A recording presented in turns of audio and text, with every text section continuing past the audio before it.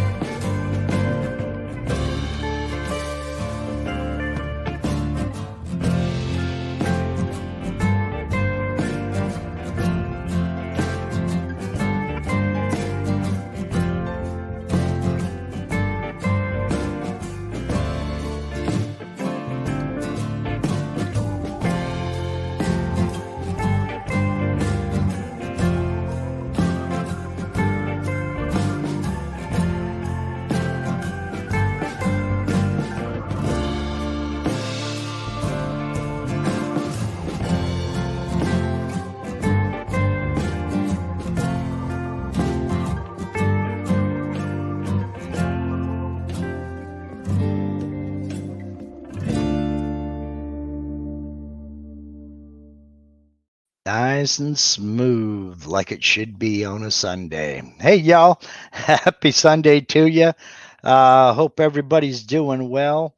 Hope all my friends back east have fared well with all the storms and what have you. I know a lot of people got hit hard, and just hoping and praying that you and yours are all okay. I mean, if you're here, I figured you probably are doing pretty well, but spare a thought for those who weren't so fortunate. Um, yeah, it's been something, I'll tell you what. Um, Today, I'd like to. I'm sure a lot of people have already heard and the news that a good friend of the channel and a good buddy of mine, Mr. Rob Schuster, passed away last, I want to say Monday evening at his home. I don't know the details. His family said that he lost a battle with an illness. That's all they've said, and he passed in his home peacefully in his sleep. And his service was yesterday, and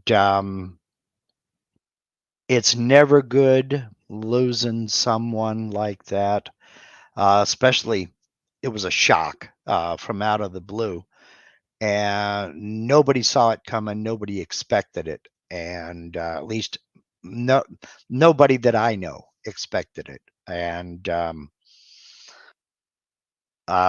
just blessings to his friends and family, and prayers from my house to yours. Um, Now I'm gonna try to bring the tone back up. Um, Absolutely, Brooks. The man was an artist in many, many, many ways, and just a genuinely a good guy, a real nice guy, and he didn't have any secrets. He freely and openly shared everything that he did, and hoped that others would kind of take what he did and run with it. So, um, yeah, he will be missed, and already is. So, let's get into today. It was this morning was a video that I have been asked about for oh many, many, many, many times over the last 8, 9 years, and that was using the offsets option within job setup. What does it do? When would you need it? Why would you need it? And we'll get into it a little bit further as soon as I get finished saying hello, number one, and thank you, number two, to my friend Steve over at Harneo Media. And glad to see that you made it through, Steve. I know the weather was east of you, but still too close for comfort, and glad to see that you made it through. But hey, look, this is just me talking here. We all have talents. We all have things that we want to offer the general public, whether they be files, they be designs, they be the products you make, the products you sell. There is no better way to market and get those get your products or services out in front of the public than with the website. And Steve over at Harneel Media makes it easy, he makes it affordable, and he makes it work. You will get performance. You won't get excuses. So do yourself a favor, head over to Harneel Media if you're even thinking about a web store, an e-commerce site. Maybe you want to create merch and sell that through your website. He can hook you up with a print on demand company that will take care of inventory. They'll take care of taxation. They will ship worldwide. And you just focus on marketing and getting your products in front of as many people as possible. So, check in with Steve over at Harneal Media. You'll find a link in the description of everything on this channel, be it a live stream or a edited video, and it's that way for a reason. That's harnealmedia.com. Again, link in the description. Thank you, Steve. Thank you for everything you do, and I appreciate you. Okay. Oh no, Steve's sister lost their camper and the roof of their barn. Oh no. Well, here's hoping they can bounce back fairly quickly, Steve. I mean, yeah. I mean, what can you say to that? Wow. Let me change lobsters and dance here, as Lewis Carroll said in Alice in Wonderland. Let's jump over here. And what I'm talking about is this area down here, as we saw in the video earlier. I have been asked about this feature multiple times over the last 8 or 9 years. And to be honest, it's not something that you'll use very often, if at all. I went the first 8 years working with CNC routers and never touched it. I never needed it until I ran across one situation where, as you saw in the video, I didn't necessarily need it. I could have done it several other ways, but I decided there was no better time than to demonstrate what it does and one of the uses for it.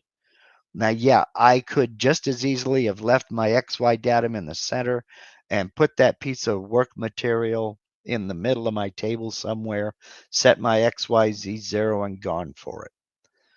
The reason I didn't do that was so that I could basically show you what this does. And you may never use it, but now you know what it is and where to find it. If you should need to space something away from your normal XY 0 position, you've got that option. And it works. It worked very well. So, does anybody have any questions out there at all about today's video, about any previous video that I may have? Now, we've got something here from Adventures with Katrina. And she says, she prefaced this, she has a carve she's going to do. The words are to be extruded. Used a 1/4 inch, I don't know if end mill or ball nose, to cut out. Then when I went to use my 6-degree tapered for fine tuning around the letters, it was a 27-hour toolpath. I checked the depth per pass, and it was set at a 1/4 inch. Insane. Yeah, that is insane. Let me kind of set something up over here. We'll get in and we'll play around a little bit. I'm going to do something about like so. Close, and I will align it to the center of my material. And, well, actually, what I should do, yeah, I'll just go ahead and offset it inwards by 1/2 inch. And that'll give me a little bit of a border inside. Yeah, that's fine. Now I'm going to go ahead and select that rectangle and do some text. Load up my fonts here. And we'll do text in a box. And as soon as that loads, I'll go with 1, 2, 3, 4. Not very original, but hey. Center up. Well, that should be smaller. Okay. Spacing is all right. That's good. It should have sized itself to that rectangle. But what the heck? Okay. So, let's see.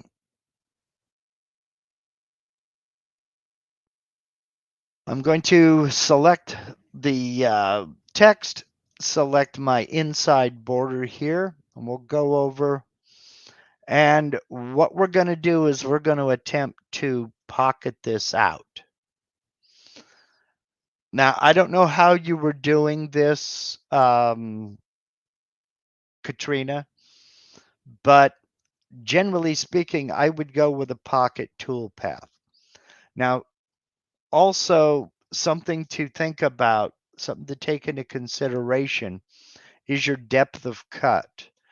I find that a lot of people, depending upon the look you're going for, obviously, a lot of people tend to cut things way too deep. Unless you've done a few and you know exactly what you're looking for, there's really no sense in going very deep at all. Generally speaking, I go with 0.1, maybe 125. But generally speaking, I'll cut 0.1. Now, there's no way I'm going to get this. Well, yeah, I might get this 1/4 inch end mill in there, but you were using a 1/4 inch, I'm assuming, end mill, and now let's go for a 6-degree tapered ball nose. I think the only one I have, I think I have a, yeah, I'll go with my 5.5 degree. We'll select that. Nope, I want to bump it down to the bottom.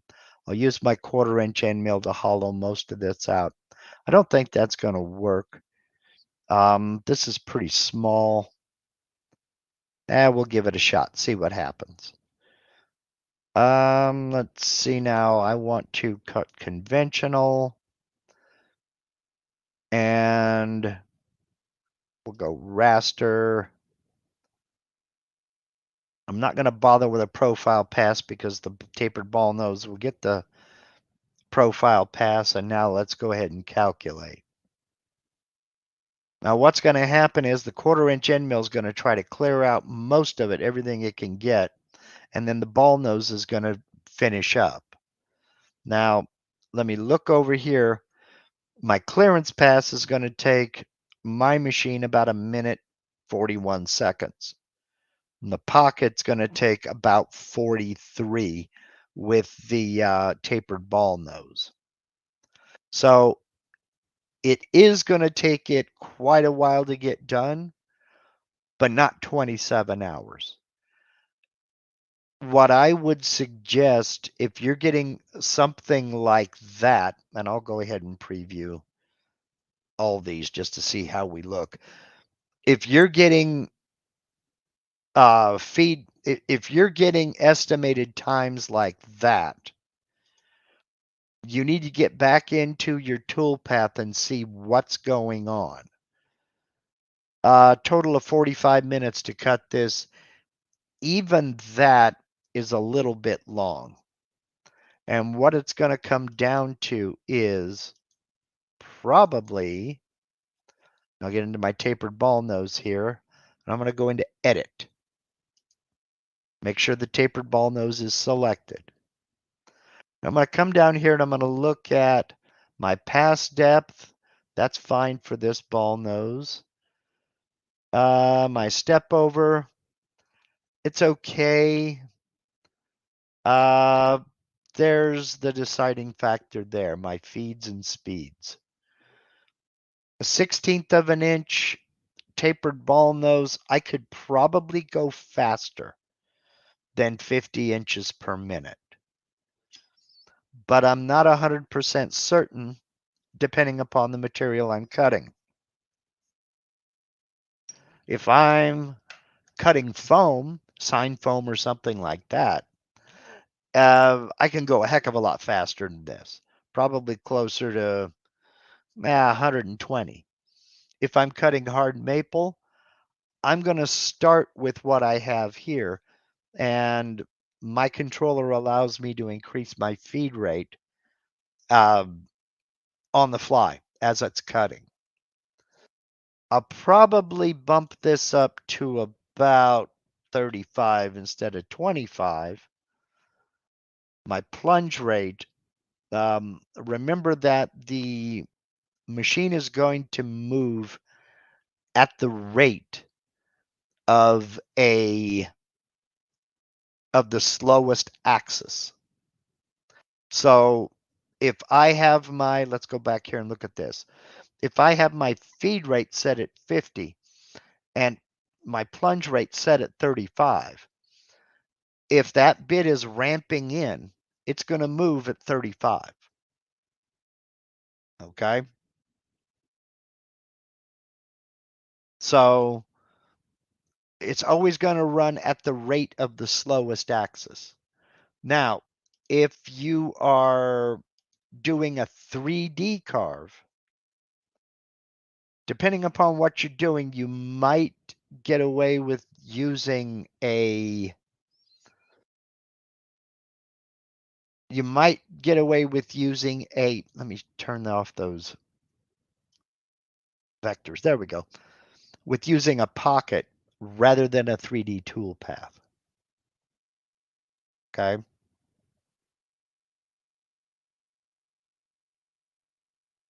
So,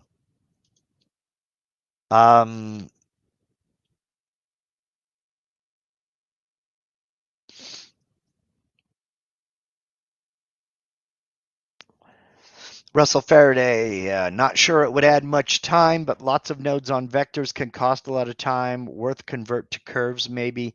Yeah, you can do that. Let's close this and go back over here, go into my 2D view.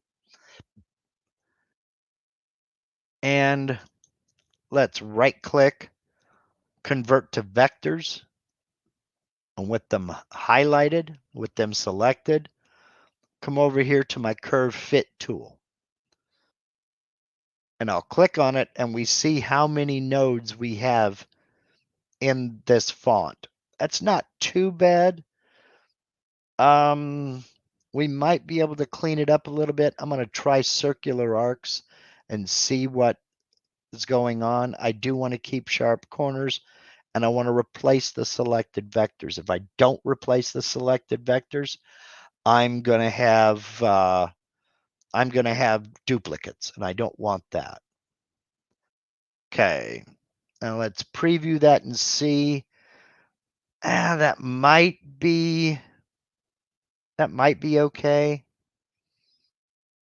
I think it's actually not bad at all. I'll just go ahead and leave it be. Let's go into node editing and see what we have here. Yeah, that's not too bad. So there may be one or two nodes we could edit out of this, but I don't think I would waste my time with it, to be honest with you.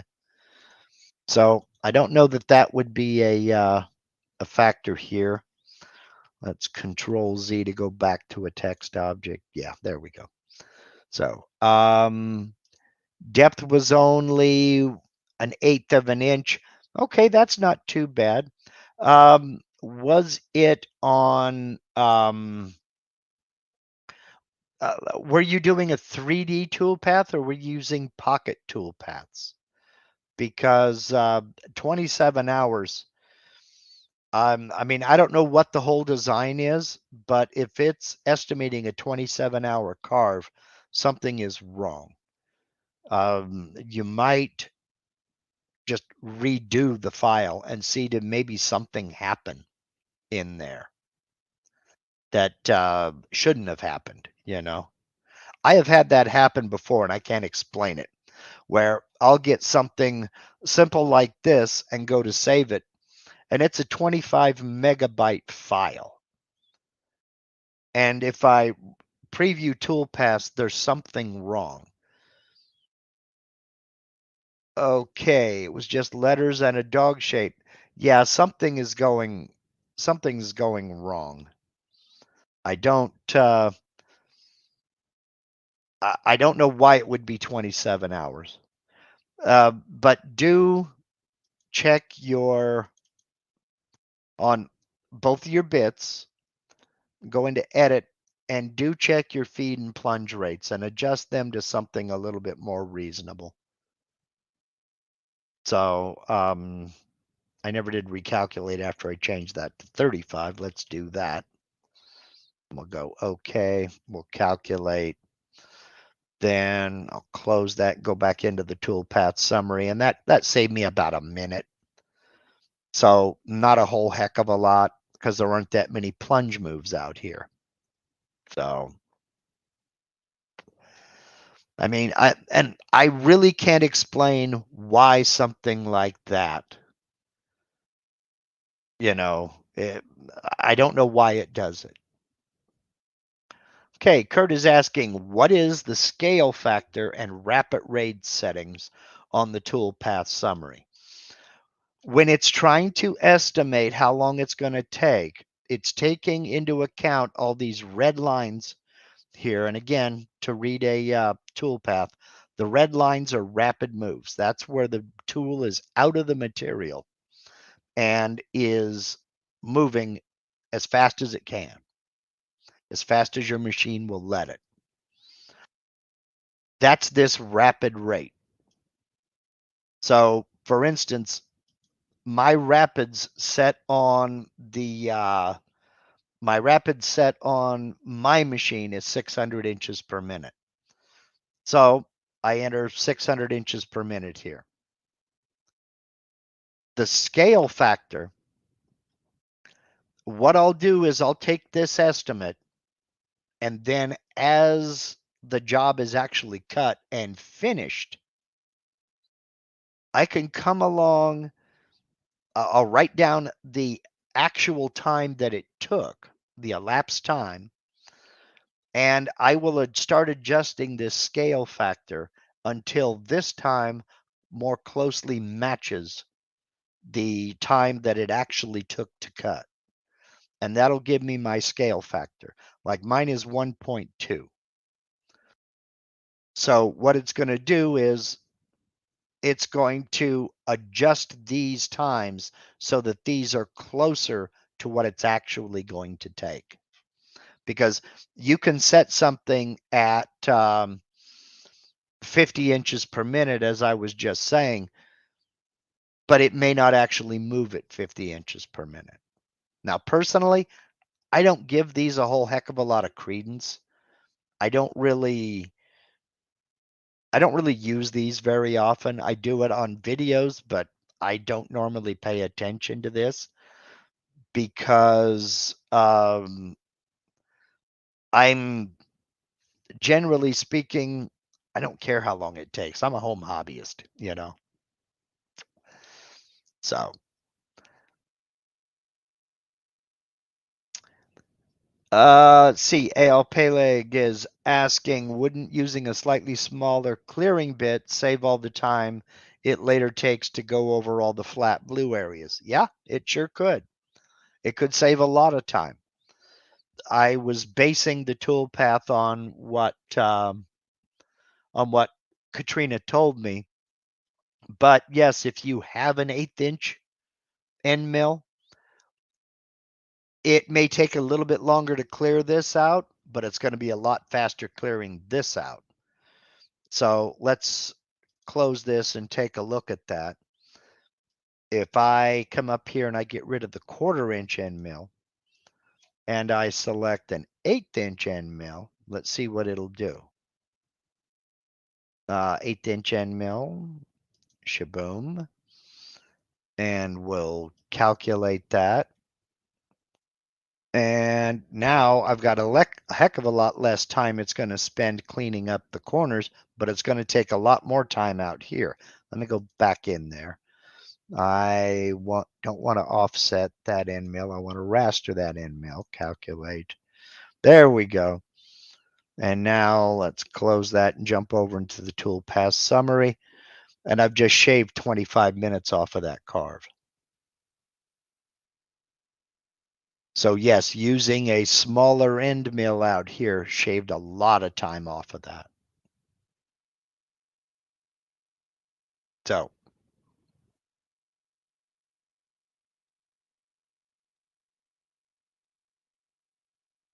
So yeah, Eyal is absolutely correct. A smaller bit will take longer. It's taking 7 minutes out here, whereas the 1/4 inch end mill only took a minute and a few seconds.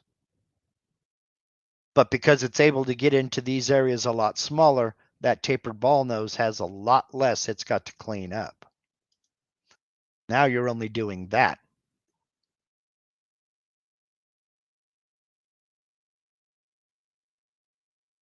So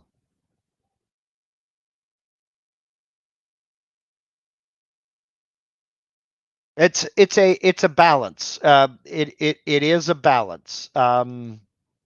Sometimes the smaller bit should do most of the work. Sometimes the smaller bit should do very little of the work. It just depends. Now, something else to think about is when you're using smaller bits like this, uh, you're probably going to get a little bit of a shadow line around whatever you're carving. And that's simply because the tip of that bit, in this case, the 16th inch tapered ball nose, that tip is a smaller diameter than this 1/8 inch, and it may tend to cut just slightly deeper. So you might have a little bit of a shadow line around there to sand. But, you know, it's okay. It'll work. So let me back out of here and see what we got going out in the chat. And see, I hope that answers that, Katrina. I mean, there there are a lot of options there and a lot of variables. So check them all. But yeah, possibly a smaller clearance bit would doing most of the work would save you time in the long run. So let's see what we have going on here. Wade Custins wants to know, is there an easier way of dealing with vertical text where you want one letter on top of the next? Are you talking about drawing text down, like instead of what I've got over here, the 1, 2, 3, 4, you want 1, 2, 3, 4? If that's what you're talking about, that's fairly simple. There are a couple ways of going about it. Let's reset my preview, close, and we'll do this here. I'm going to get, oops, click off. I'll get rid of that text, delete. And let's rotate these 90 degrees. I'm just tapping the number 9 on my keyboard twice. The number 9 above the the letter pad, not over on the number pad on the right. And I'll go here, select that, come in here, and we'll do text in a box. There's a couple of ways of handling this, Wade. One is to get a hard return after every character. So we've got 1, enter, 2, enter, 3, enter, 4, close, and that runs them vertically. The other way to handle it is go up here, text in a box. What you'll want to look for is fonts that their name starts with the @ symbol. Now, I guess I don't have any on my on this computer because I'm not seeing any. But if the name of the font out here starts with the @ symbol, that is a vertical font. Okay? And it looks like I don't have any installed out here. It looks like I need to get a few. Sure enough, looks like I need to install a few. So I'll go back to the way I just had it. 1, enter. 2, enter. 3, enter. 4. And close, and there we go. Now, you can go in. Remember, you can still go in. Let me go back into my text tool. They have moved this control into the text tool. You see my cursor is the arrow with the T, but when I move it over here, I can adjust the spacing here. It says line, there's an arrow pointing down, then line, there's an arrow pointing up. If I click my mouse button, it's going to move the number 1 and the number 2 in the directions of those arrows. So I'll click, and we see that it's spacing them a little bit closer together. Now I've got a pretty large space up here and a much larger space down here. So it doesn't automatically adjust the spacing. I'll close. I've got my text selected. I'll hold down Shift, select my inner border, come up here, and I want to align the selected objects to the last item, which is my box here, and close, and I'll align them like so. Now, let me go back into my text tool. If I need to spread them out, I've got my line, arrowhead, arrowhead, line. If I need to spread them out, I just hold down the Shift, and you see those arrows changed. Now that if I click, they'll spread apart. Actually, that one needs to be tightened up. There we go. So, close that. Now, Bob Heltebridle says, don't select text in a box. Let's see if that makes a difference. So, select that, delete. I'll go into my text tool, go up to normal text.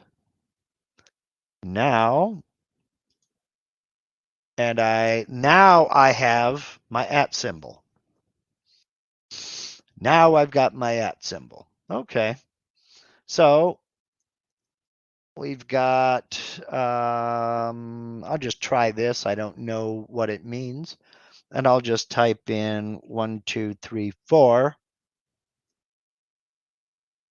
And while it does, hold down Shift and align that. While it does do it, all this did was turn it 90 degrees. That's not what I'm after. So let's delete, go back in here, and let's look for another font. Half of these I don't know what they are. Let's look at this. And we go 1, 2, 3, 4, and it still runs them sideways. Oop, come on. Which doesn't really do any good for what I wanted to do. So it appears, Wade, that the only way, Bill Coleman says, Mark, you have already rotated your box. Yes, I did, but that shouldn't have anything to do with these being vertical. So just to make sure, because what am I doing? There I'm doing. I'm not creating text in a box. I'm just doing standard text. But let's see. Let's delete all this and start over and see if that's correct. Here, let's go Chroma Zoom. I do like to do this live. just because I learned stuff as well. Now we'll offset that inwards. Let's go 3/4 of an inch this time. There we go. Now I'm not going to do any text in a box. I'll just start my text right there. And I'll use that same font. And we'll go 1, 2, 3, 4. And the text is rotated 90 degrees. Yeah, that's what I thought. All the fonts with an at the start will display that way. Mark, it's not really vertical text. Yeah, that's what I thought. So we're back to that, Wade. We're back to a hard return after each character. So let's go down and try that. I don't know what this is going to give me. 1, enter, 2, enter, 3, enter, 4. Way too weird. Okay.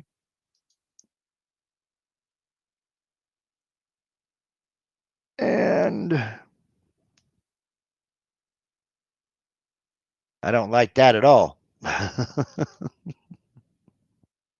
But what can you say?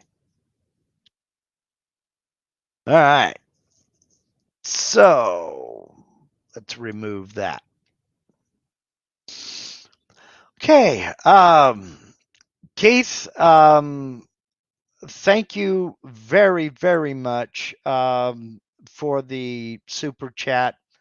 It Rob's loss was a loss to everybody. He was a friend, but thank you very much. What I'll do is I'll try to pass this on to the family. I don't know if they set up a GoFundMe or anything like that. As far as I've seen, they haven't. I don't know that they need it, but if there is a way I can do it, I will pass that on to him. And thank you very much, Keith. I didn't like it because it was left aligned. Yes, it should have been center. You're right. But I'll be honest with you, I probably wouldn't use that anyway. But yeah, you're absolutely right. Let's see here. Mario Montoya says, I had used a drawing tool for manual image tracing in the past, but seems to have disappeared. Not the trace bitmap tool, but the one that would automatically curve fit as you trace along an image. Did Vectric remove it running VCarve Pro 11.5? Okay, let me do a little bit of, no, they didn't remove it entirely. I got to do a little bit of manipulation here because I can't run two versions of VCarve or Aspire at the same time. So I got to close 12.0. I'll go back to 11.5 and we'll click OK. All right. Now I can bring that in. There we go. You're talking about automatically tracing a curve. Manual for drawing tool for manual image tracing in the past, but it seems to have disappeared. Automatically curve fit as you trace along. Are you talking about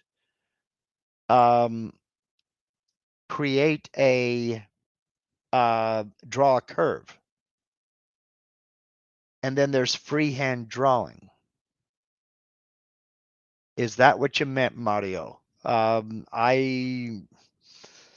They did remove the draw curve tool from version 12.0 and they incorporated it into the draw polyline tool. But let me see here. We'll go into the draw curve tool and you just get going, click, click, and you basically are following a curve following whatever. Is that what you're talking about? Tracing. I don't remember any tracing tools like that. The only tracing tool I remember was, where'd it go? I'm not used to the old, there it is, trace bitmap. There was curve fit, but then there was freehand drawing where you are, let's see, yeah, we'll do that. Freehand drawing, you are basically dragging that circle around and it would tend to stabilize.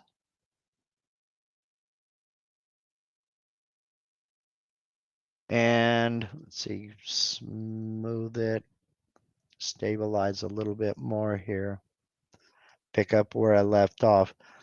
Is this the one that you are talking about, Mario? And I'll go ahead and join. No. Close. What I'll do is I'll join them by moving the endpoints. There we go. No, that wasn't it either. Then I'm afraid I don't know what tool you're referencing, Mario. Wade says you can run 2 copies of Vectric at the same time. Start your second copy from the search button on the taskbar by searching for Aspire or VCarve. Maybe you can, Wade, but on this computer, I can't. And that's just simply because of the limitations of this machine. It's not anything to do with the software. It's everything to do with the limitations of this machine. On my machine in the house, I can run VCarve and Aspire at the same time, different versions as well. I can't do that out here. I have to shut one off and turn the other back on. And it's all because of the amount of resources it takes. This little computer can't handle it. Let's see here. I don't remember any other tracing tools, Mario. I really honestly don't, other than bitmap trace.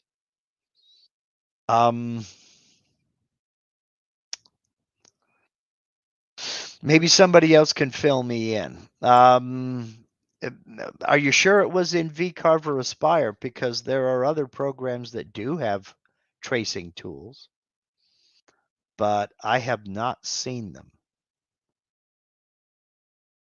I wouldn't say that you're losing it, Mario. I may be losing it, but is it possible again that you were using a different program? Because I certainly don't remember any automatic tracing tools other than bitmap trace. So let's see here.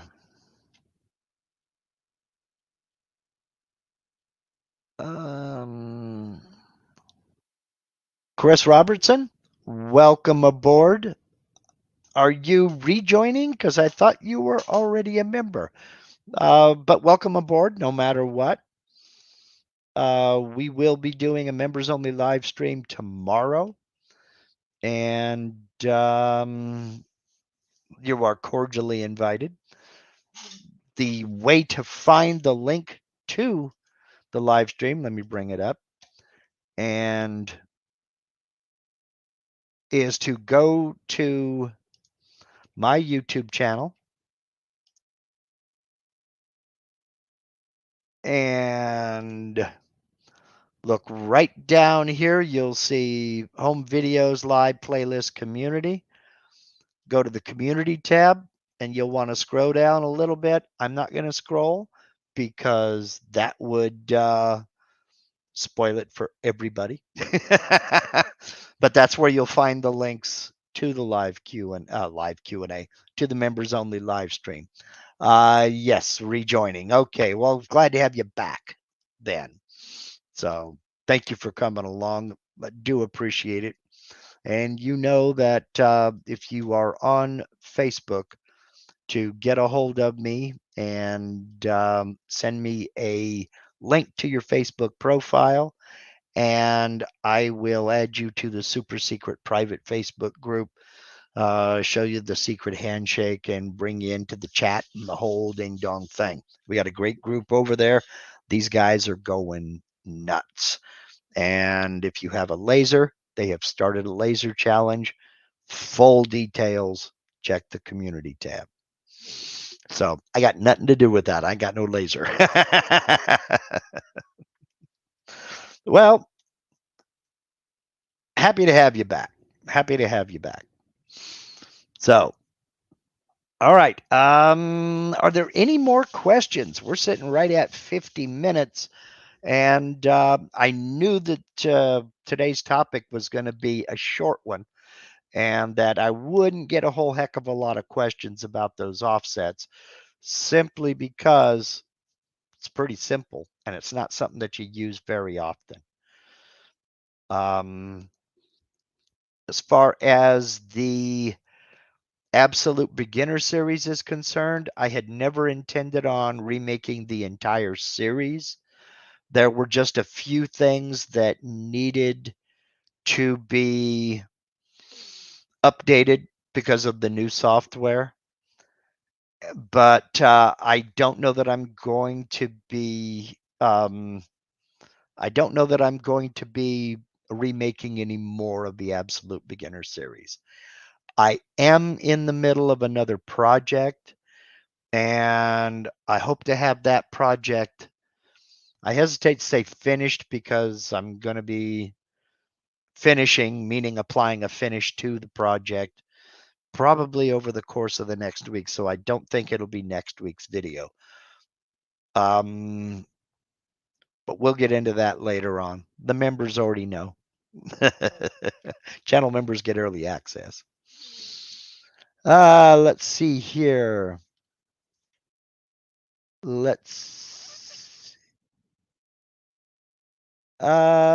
see. The members only covers CNC, laser, 3D printing, and food. Yeah, lots of food talk, smoking, griddling. Yes. Every time I throw something on the smoker, we have to make an announcement because, internet law number 1, picture it didn't happen. Okay, well, it looks like everything is caught up. I don't see any more questions. So I'm going to go ahead and end this so I can get a little bit of work done this afternoon. And next week, I'm not sure what I'm going to do. I hope to have a video. I'm not going to talk about it because I don't want to jinx myself. The minute I say I'm going to do something, something's going to happen, and I'm not going to be able to do it. So we'll go ahead and wrap this up and say thank you, everybody, for joining me and spending part of your Sunday with me. I greatly appreciate everybody. Keep those folks back east in your thoughts and prayers. And, if you can help out, by all means, think about it. Ray Russell is asking, am I going to Texas to the Vectric user group meeting? No, sir, it's not in the cards this year. There was some question about whether we could make it or not, but the funds that I could have set aside for that are going to something else. They have to go to something else. So it's not in the cards this year. We'll see what happens next year. So that's right. That's coming up. Oh boy, in a couple of weeks. That's next week. Wow. No, it's not next week. That's about another 10 days away. So, yeah, Ellen says I leave for Texas in 10 days. Yep. And y'all have a great time. And thank you for spending part of your Sunday with me, members. I'll see you tomorrow evening. We've got a bit to talk about, a bit to catch up on. And for those of you who don't know what I'm talking about, or if you'd like some information on becoming a channel member, you'll find a join button down there somewhere underneath the this video panel. Click that join button. A panel's going to pop up and a video's going to play, tell you all about channel membership. We've got a great group, and these people are a serious kick in the butt, and they're good. They're very good. So it's an ego-free zone as well. So everybody else, I'll see you next week. Same bat time, same bat station. There goes monetization for this video. Y'all take care. Go do something cool. Have a good Sunday, y'all. Thank you.